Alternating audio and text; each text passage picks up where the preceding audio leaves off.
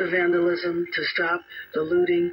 So my message to you is, if you do not live or work in downtown LA, avoid the area. Law enforcement will arrest individuals who break the curfew, and you will be prosecuted. Hundreds of officers from police and sheriff departments from across the region and state are working alongside LAPD through a unified command structure.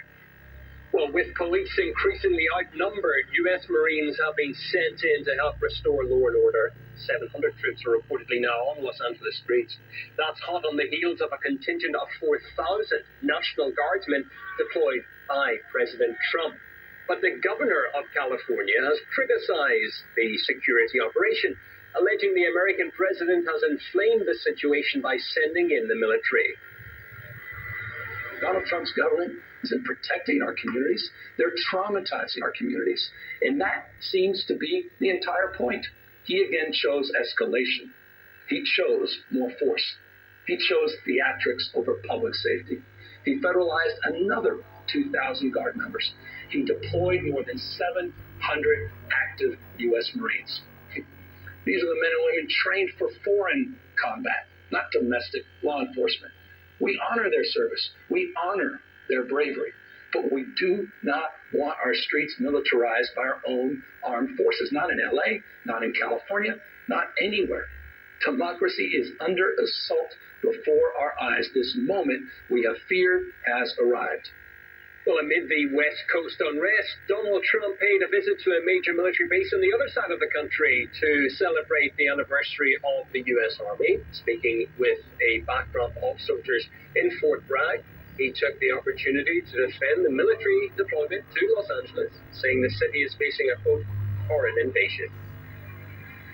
Before going further, I want to say a few words about the situation in Los Angeles, California. Have you heard of the place? Where I've deployed thousands of National Guard troops and hundreds of Marines to protect federal law enforcement from the attacks of a vicious and violent mob. And some of the radical left, they say, oh, that's not nice. Well, we didn't do it. It wouldn't be a Los Angeles. It'd be burning today, just like their houses were burning a number of months ago. What you're witnessing in California is a full-blown assault on peace, on public order, and on national sovereignty carried out by rioters bearing foreign flags with the aim of continuing a foreign invasion of our country. We're not going to let that happen. Well, despite Mexican flags being displayed by many of the pro-immigrant protesters, the president of Mexico has distanced herself from what's unfolding.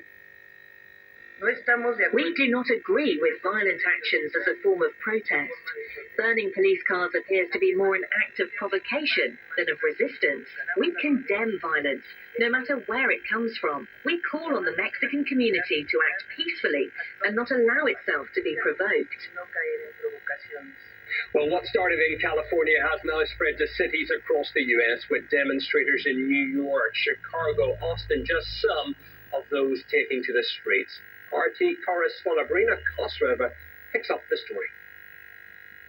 Donald Trump promised to conduct the largest deportation operation in U.S. history. It's one of the reasons so many Americans voted for him, because of his determination to get rid of all illegal aliens, foreign criminals, and restore law and order. Oh, while the plan sounds logical, his opponents are dismissing it as absurd, calling him authoritarian, a dictator, a king wannabe, calling for protests and resistance.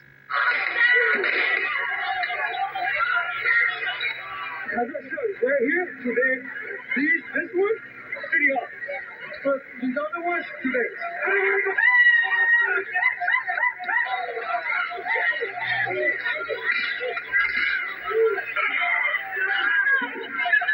This is the response to ICE raids over the weekend. The City of Angels on fire, cars burned, shops looted, violence on the streets. The City of Angels on edge after violent clashes over the weekend. Police in riot gear facing off with protesters who oppose immigration enforcement operations carried out by ICE agents.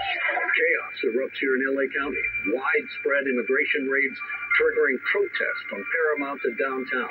Overnight in Los Angeles, a slight calm in the streets after days of violent protests over immigration crackdowns. Protests against federal immigration raids have gone into their fifth day. Trump administration is sending 700 Marines to the city. Donald Trump had to deploy troops to stop the madness. The wrong move again, apparently, because he didn't get the consent of the governor, who refused to do anything about it. Look, if we didn't get involved, right now, Los Angeles would be burning, just like it was burning a number of months ago with all the houses that were lost. Los Angeles right now would be on fire. Once again, a logical move that is being slammed by the other side. Looks like liberals and Democrats are okay with riots and violence as long as it's aimed against Trump. Now, they are also all for deportations as long as it's not Trump issuing the orders. Here's a little reminder. All Americans, not only in the states most heavily affected, but in every place in this country, are rightly disturbed by the large numbers of illegal aliens entering our country. That's why our administration has moved aggressively to secure our borders more, by hiring a record number of new border guards, by deporting twice as many criminal aliens as ever before. You cannot fully enforce the border so long as people are trying to sneak in this country to do jobs Americans aren't doing. You can try. But doesn't it make sense to help the Border Patrol do their job by saying, if you're going to come and do a job, there is a legal way to do it, so you don't have to sneak across in the first place? If they've committed a crime, deport them. No questions asked. They're gone. If you're a criminal, you'll be deported. 1,000 deportations on average a day. People are wondering, and our Twitter feeds and Facebook feeds, that's the question everybody asks. Won't you at least consider unilaterally freezing deportations for the parents? Young people who have basically grown up here are Americans that we should welcome. We're not going to have them operate under a cloud, under a shadow. But if we start broadening that, then essentially I would be ignoring the law. Today, I'm moving past Republican obstruction and using the executive authorities available to me as president to do what I can on my own to address the border. Today, I'm announcing actions to bar migrants who cross our southern border unlawfully from receiving asylum. Let's break this down. Here are the numbers. Bill Clinton deported 12 million illegal immigrants. George W. Bush, 10 million. Barack Obama, 5 million. Let's compare that with Donald Trump. His first term saw 1.2 million expulsions. Now let's compare that with Joe Biden's record on deportations. Well, as you can see, the difference is huge.